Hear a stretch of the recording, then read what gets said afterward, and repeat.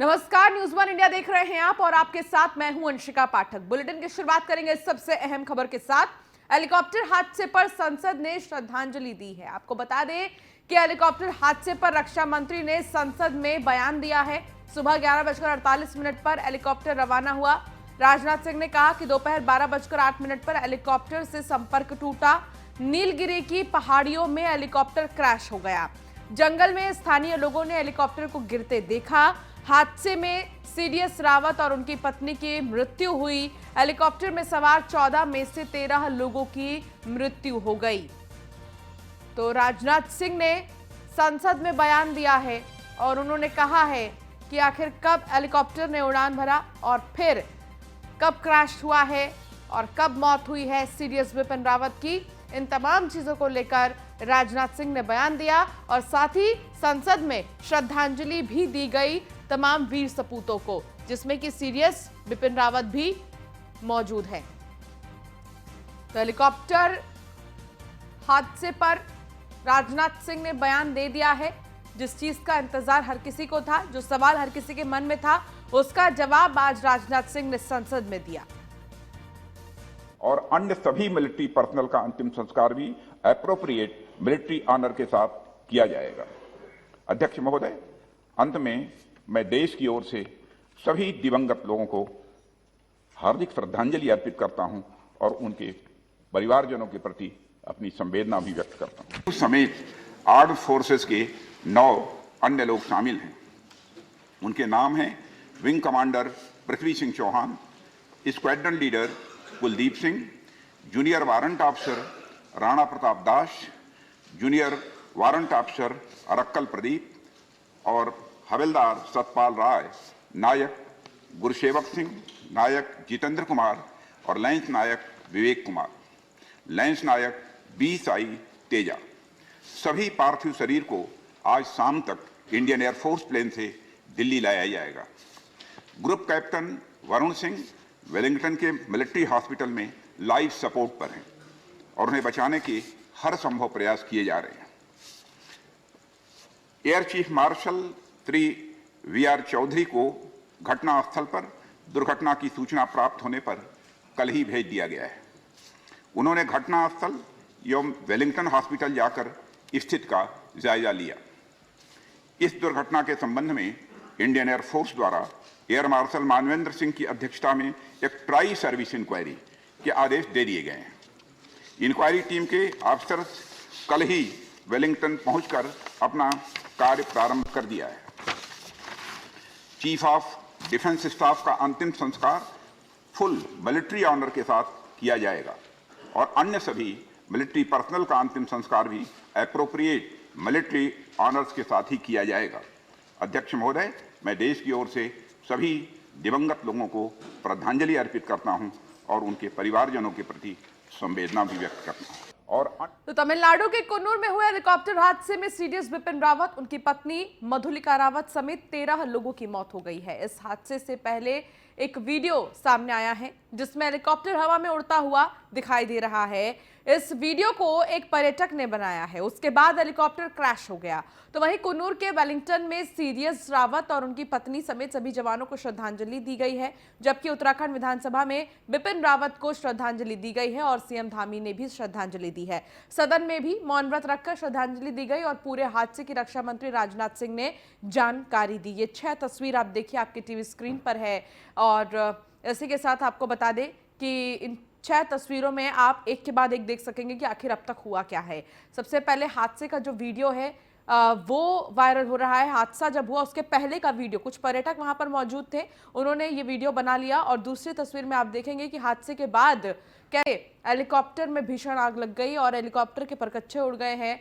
इसी के साथ तीसरी तस्वीर आप देखेंगे वेलिंगटन में जो श्रद्धांजलि दी गई है सीडीएस विपिन रावत को, और चौथी तस्वीर पुष्कर सिंह धामी ने भी उन्हें श्रद्धांजलि दी।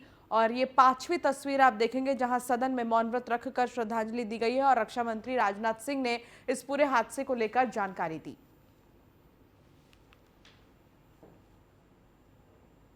इस हादसे के बाद पूरा देश सहम गया है। देश की रक्षा करने वाला आज देश छोड़कर चला गया। कुछ नेताओं ने भी सीडीएस रावत और सभी जवानों को श्रद्धांजलि दी। सुनिए क्या कहना है उनका।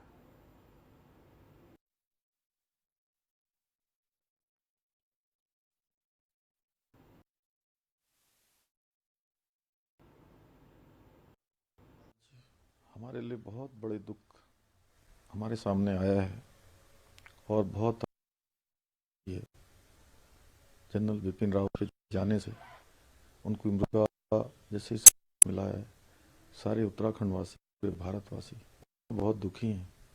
उनका जाना निश्चित रूप से बहुत बड़ी क्षति है। काफ़ी दुखद घटना है। मृतक परिजनों के प्रति संवेदना व्यक्त करता हूँ और ईश्वर से प्रार्थना करता हूँ कि जो लोग घायल हैं वो जल्द स्वस्थ हों और परिवार के प्रति मेरी पूरी संवेदना है। उसके कुछ मेजर्स ऑपरेशंस हुए हैं कल रात में और अब वो आईसीयू में शिफ्ट किए गए हैं। मतलब क्या घटना के बारे में कुछ कहेंगे आप? अब डॉक्टर बता रहे हैं कि 48 आवर क्रूशियल है और आईसीयू में है। तो सीरियस रावत का निधन से पूरा देश शोक में है। देश के लोग श्रद्धांजलि दे रहे हैं। इसी बीच कुछ लोगों ने भी सभी जवानों के प्रति शोक व्यक्त किया। ये हादसा तो बहुत खतरनाक था और ऐसा होना नहीं चाहिए था, लेकिन हो तो। और अभी तो 10 दिन पहले ही उनसे मुलाकात किए थे। दशहरा में उनके साथ में बैठ कर उन्होंने दशहरा का कार्यक्रम भी किया था। हमारी बेटी ने जो शस्त्र पूजन है वो जिया जी के साथ में मिल के किया था। तो आज इतना क्लोज रिश्ता था हमारा और लगातार बात होती रहती है। कल ही बात हुई थी हमारी। ये जो लॉस हुआ है हमारा, तो हम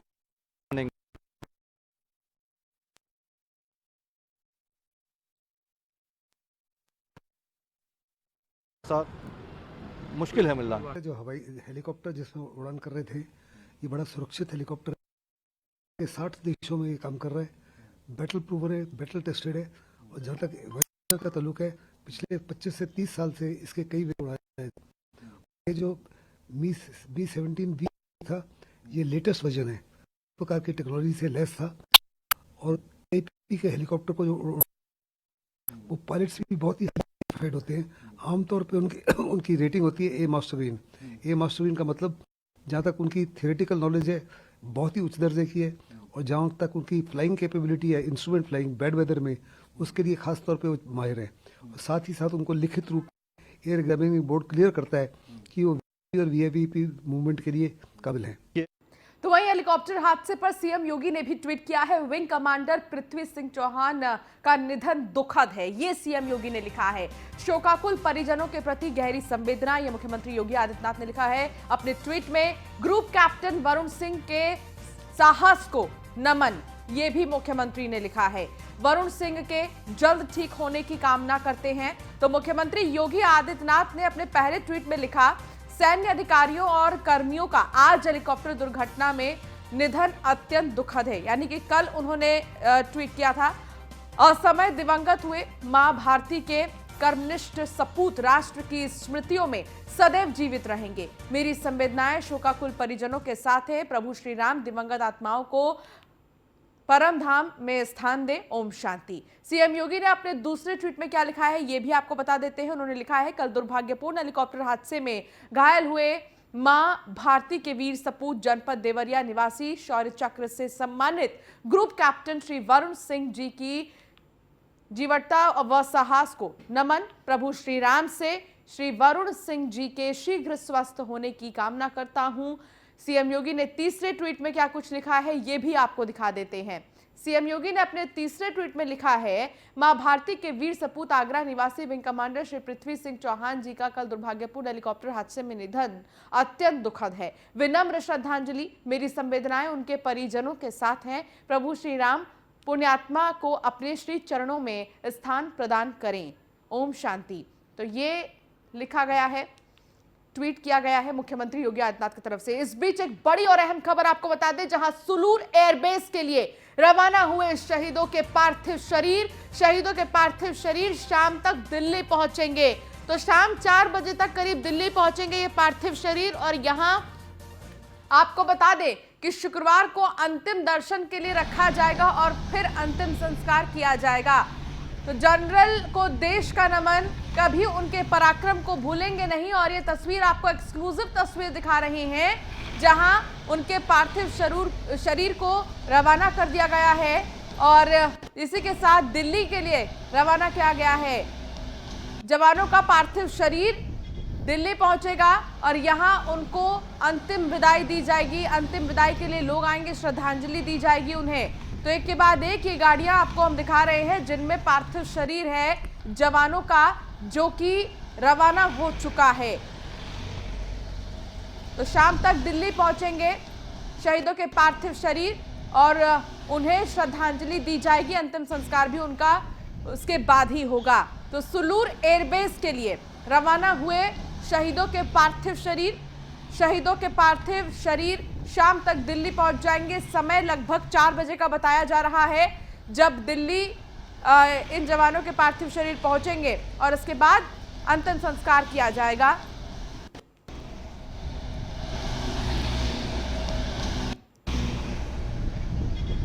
दो 2011 में बिपिन रावत ने मेरठ कॉलेज से पीएचडी की थी। सीडीएस के निधन की खबर सुनकर उनके प्रोफेसर हरबीर शर्मा बेहद दुखी हैं। मेरठ के सिविल लाइन के मानसरोवर निवासी 81 साल के प्रोफेसर हरबीर शर्मा बताते हैं कि सीडीएस बिपिन रावत ने मेरठ कॉलेज के रक्षा अध्ययन विभाग से 2011 में पीएचडी की। Role of media in armed forces विषय में उन्होंने पीएचडी की है। प्रोफेसर हरबीर शर्मा उनके गाइड रहे। उस समय सीडीएस रावत मेजर जनरल थे। पीएचडी पूरी होने पर लेटर मेडल गुरु को समर्पित किया। प्रोफेसर हरबीर शर्मा ने अपने सुपरविजन में जनरल वीके सिंह को भी पीएचडी कराई थी। इसके अलावा कई अन्य अधिकारियों को वो अपने सुपरविजन में पीएचडी करा चुके हैं। प्रोफेसर शर्मा चाइना मामलों के विशेषज्ञ माने जाते हैं। तो वतन को आखिरी वचन देकर चले गए सीडीएस बिपिन रावत। गुरुदेव की आपके जो सीडीएस हैं बिपिन रावत जी, जम्मू कश्मीर में एक समय ज़्यादा अपना देश के ज़्यादा शहादतें हो रही थी, उस समय आपसे क्या मोटिवेशनल उन्होंने पूछा था, क्या आपने ज्ञान दिया था? सबसे बड़ी बात यह है कि लगातार जम्मू कश्मीर के अंदर जिस समय अपने देश के जो सैनिक हैं वो शहादत पर जा रहे थे, लगातार उस समय स्थिति नाजुक बनी हुई थी, उस समय ऐसी कौन सी बात कही थी जिसको वहाँ पर बदलाव देखने को मिला था? उन्होंने क्षेत्र के विकास के बारे में बात की कि इस क्षेत्र को हम वैसे विकसित कर सकते हैं, आतंक आज से छुटकारा पा सकते हैं और उनको एक स्ट्रॉन्ग मैसेज दे सकते हैं कि हम किसी परिस्थिति का सामना करने के लिए तैयार हैं। और वो क्षेत्र वो विकसित करने दिमाग में उसका सजेशन जो है जो मांगते थे वो मैंने उनको दिया कि इस तरह से आप विकास कर सकते हैं। सबसे लास्ट बात यह है कि कल एक बहुत बड़ी दुर्घटना हुई है, उस दुर्घटना को लेकर के इतने बड़े अपने सीडीएस विपिन रावत जी ही उस दुर्घटना के शिकार बने हैं, परिवार के लोग भी साथ थे, उसको लेकर के क्या कहना है? लास्ट में क्या कहेंगे? देखिए ऐसा है कि ये तो चलता रहेगा, चक्र है, लोग आते रहेंगे जाते रहेंगे, लेकिन उनके जाने से जो क्षति हुई है वो फिलहाल तो मैं निश्चिंतता की भरी जाएगी, क्योंकि उन्होंने एक बेस बना दिया है, आधारशिला रख दी है और उस आधारशिला के आधार पर हम आगे विकास के लिए कदम बढ़ा सकते हैं। ये उनका एक बहुत बड़ा योगदान था और उन्होंने तीनों सेनाओं के एकीकरण के लिए, इंटीग्रेशन के लिए पहली बार प्रयास किया।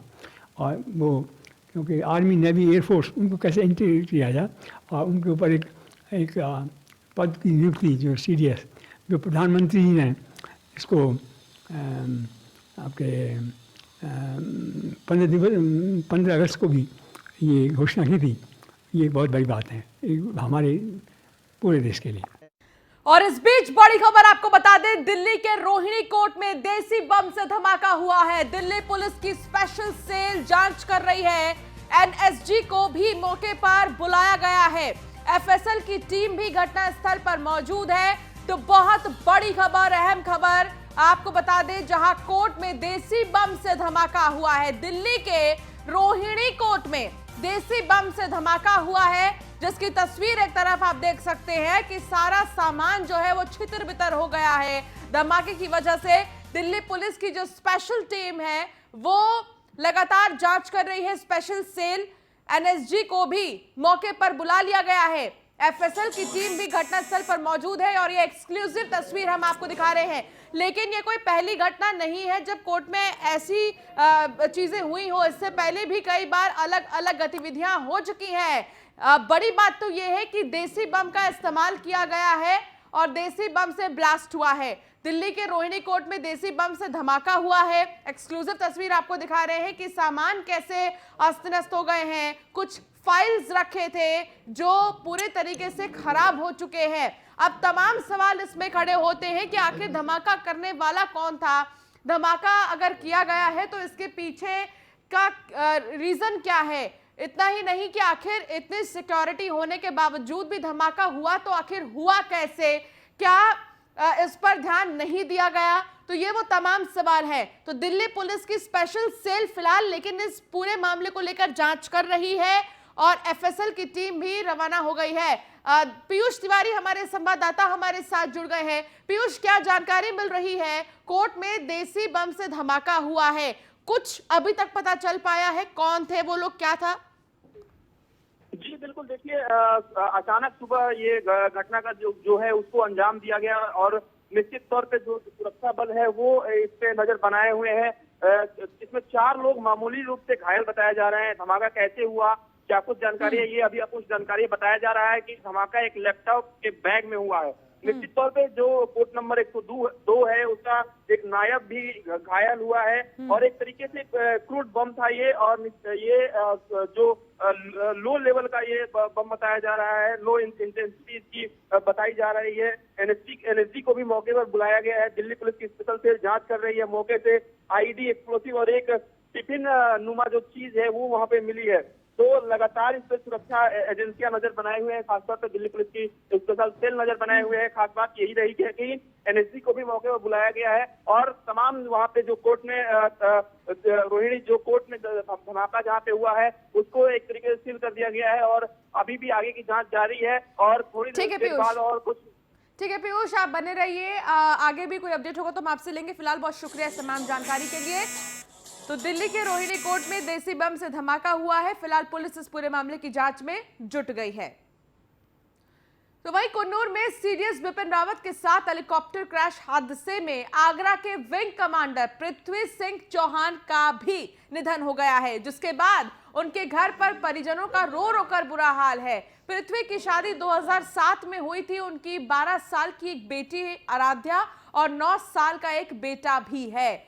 तो फिलहाल घर में मातम का माहौल है और सब परेशान हैं, रो रही हैं, याद कर रही हैं उनकी बातों को, उनको।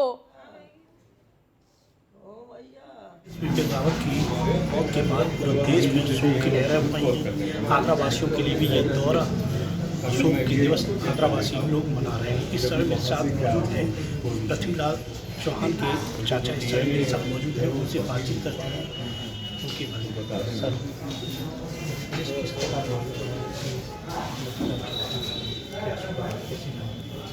परिवार टीवी के माध्यम से पता चला, या किसी वहाँ से कोई सूचना नहीं आई। अभी भी हमारे पास कोई सूचना नहीं आई।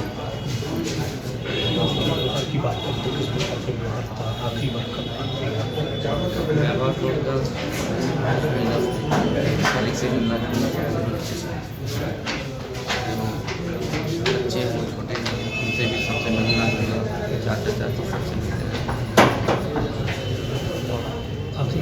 आखिरी मुलाकात जो हमारी हुई वो रक्षाबंधन पे हुई और रक्षाबंधन पे 15 दिन के लिए आए हुए थे, छुट्टी थी। उसके बाद मैं रक्षाबंधन के दूसरे दिन जो है कोयम्बटूर चले गए, वहीं पर ट्रांसफ़र हो गया। पहले सहारनपुर से कोयम्बटूर में ट्रांसफ़र थे। मेरे साथ पृथ्वीलाल चौहान के चाचा जी, जिन्होंने बताया कि देश की सेवा करना चाहते थे, देश के लिए जाना चाहते थे। अपने साथी राजपाल मीरा के साथ कृष्णा देवी।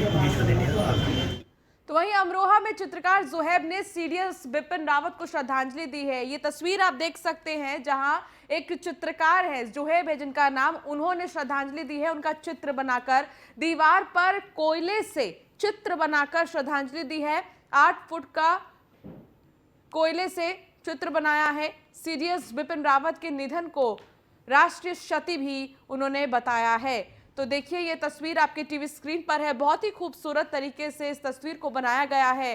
हालांकि दुख हर किसी की आंखों में है, हर किसी की आंखों में आंसू है और इस बात का दुख हर किसी को है कि अब हमारे बीच सीडीएस बिपिन रावत नहीं रहे और साथ ही जो बाकी के भी जवान हैं वो भी नहीं रहे। इस बात का दुख हर किसी को है।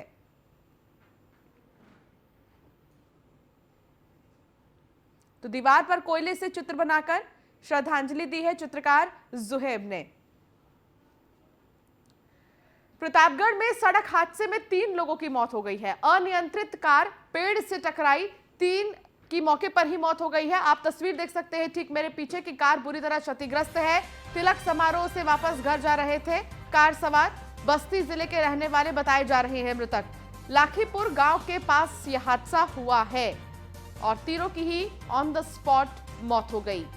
तो हादसा इतना जबरदस्त था कि 3 लोगों की मौके पर ही मौत हो गई और कार के परखच्चे उड़ गए। तस्वीर आप देख सकते हैं जहां कार बुरी तरह क्षतिग्रस्त है। और चलिए इस बुलेटिन में फिलहाल इतना ही। आप बने रहिए न्यूज़ 1 इंडिया के साथ। नमस्कार।